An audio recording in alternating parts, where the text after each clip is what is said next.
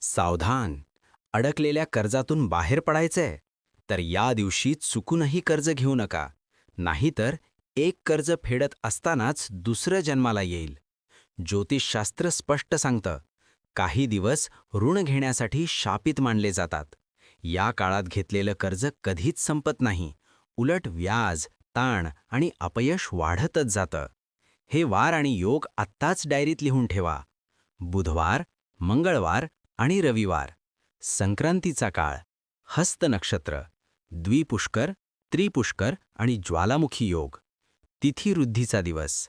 या काळात कर्ज घेणं म्हणजे स्वतःच्या नशिबावर हातोडा मारणं. पण लक्षात ठेवा, योग बदलता येत नाहीत, पण योग्य वेळ निवडता येते. आजपासून हे नियम पाळा. तुमची प्रगती कोणीही, कधीही रोखू शकणार नाही. अशाच गुप्त आणि उपयोगी माहितीसाठी आत्ताच सबस्क्राईब करा. पुढच्या दिवशी पुन्हा भेटूया अमोघ चॅनलवर सकाळी 6 वाजता.